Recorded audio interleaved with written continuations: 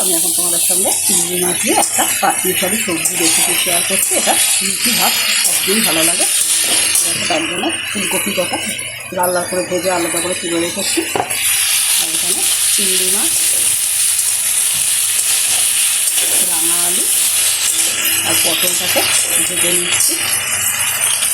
এবার এর ভিতরে দিচ্ছি হচ্ছে বটবডি, বেগুন আর কুমড়ো।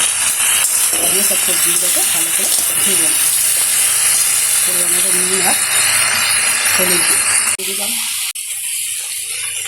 পেঁয়াজ আর টমেটো,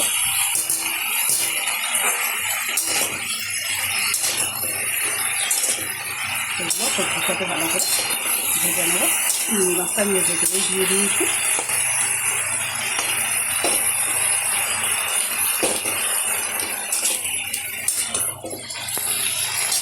চিনি দিয়ে দিচ্ছি। তোমরা চাইলে চিনিটা স্কিপ করতে পারো।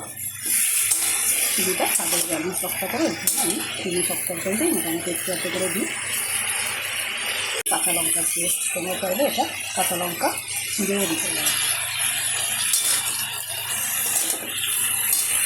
উপর দিয়ে ধনে পাতা দিয়ে দিলাম আর একটুখানি কালারের জন্য কাশ্মীরি লঙ্কা দিয়ে দিলাম।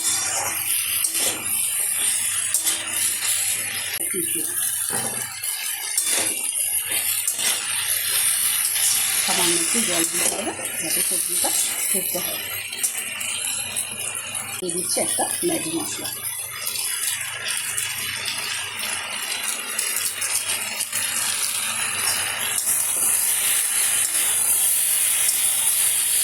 এটা সবজি পেস্টটাকে আরও বেশি বাড়িয়ে দেয়। তোমার চাইলে এর ভিতরে মিট মশলাও দিতে পারো।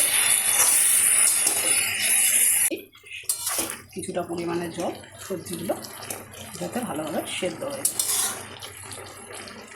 মিশালি সবজিটা রান্না কমপ্লিট।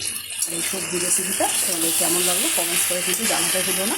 আর এই সবজিটা সত্যি যাতে ভাত রুটি সব কিছুর সঙ্গে খুব ভালো লাগবে। আর চিংড়ি মাছ দেওয়াতে এই সবজির স্বাদ আরও অনেক বদলে যায়। আর এর ভিতরে আমি ম্যাগি মশলা অ্যাড করছি, তোমরা চাইলে মিট মশলাও অ্যাড করতে পারো, তাতে এই স্বাদটা খুব সুন্দর লাগে। আমার এই রেসিপিটা তোমাদের কেমন লাগলো কমেন্টস করে জানিয়ে। Thank you everyone. ভিডিওটা এখানেই শেষ করছি। তোমরা সবাই খুব ভালো থাকো। কাল নতুন একটা ভিডিও নিয়ে তোমাদের সঙ্গে আবার হাজির হবে। ততক্ষণ কিন্তু গুড বাই।